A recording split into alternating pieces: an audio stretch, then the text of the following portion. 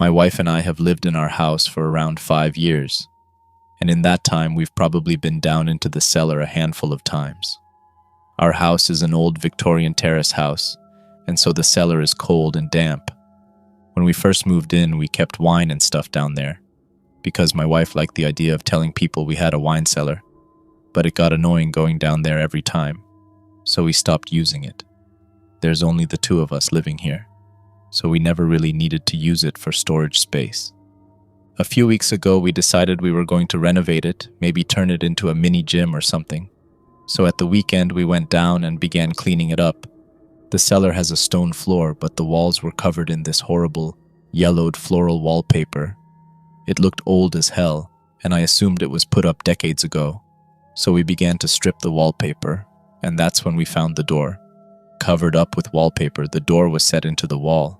It was plain wood, and the door handle had been removed so that it was flat. We were pretty stumped at how we hadn't noticed this before, how it had blended in so well with the rest of the wall. But at this point, I was pretty excited that we'd found a secret door, so I largely overlooked its oddness. All the houses in our street have cellars, so I assumed it must be an old doorway leading through to next door's cellar. We decided that we'd go round to our neighbors tomorrow morning and tell him about the doorway, and suggesting we brick it up or something. I didn't really feel comfortable about having this access point into our house. My wife tried to look through the small circle hole in the door where the handle had been removed, but it was pitch black in there, so because we're nosy, we used the torch on her phone to peek through the hole. My wife looked first. She suddenly went still. "This doesn't go into next door's cellar," she said slowly, moving back from the door. I frowned and took her phone, looking for myself. Instead of the cellar, there were stone steps leading downwards.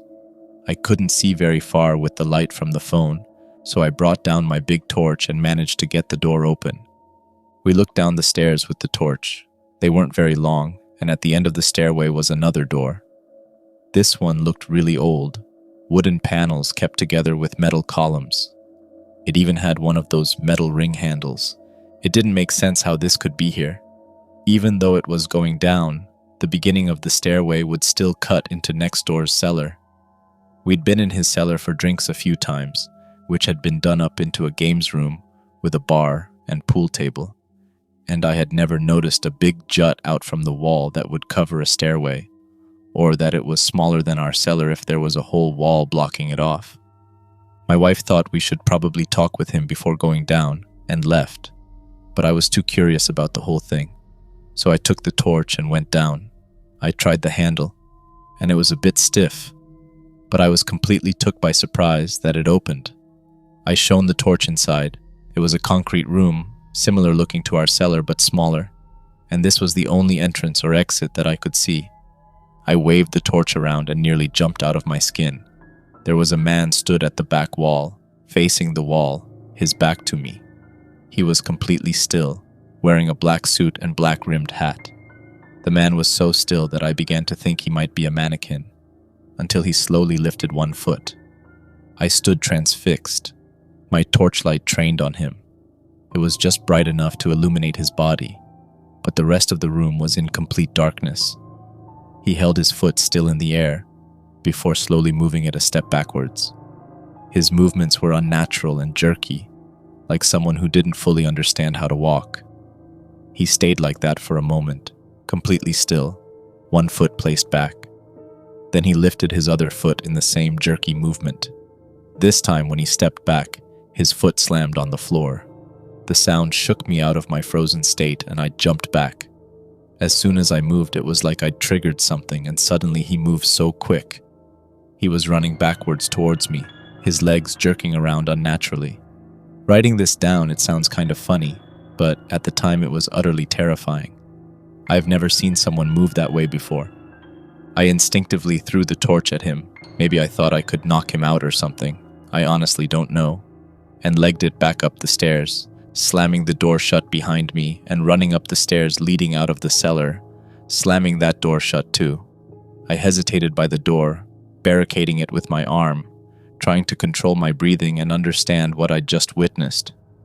I heard the sound of the door push open in the cellar and then what sounded like a huge lump of flesh dragging along the floor.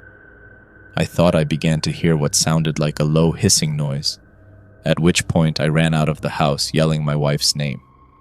She was stood on the front step of the neighbors, talking to him.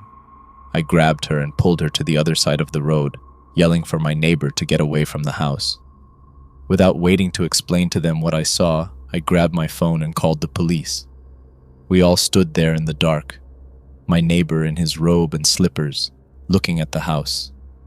After a few moments, I saw the lights that we'd left on flicker through our kitchen window, and then they went out completely. All I remember was holding my wife's hand so tightly, looking up into our dark windows, and waiting for the police to arrive.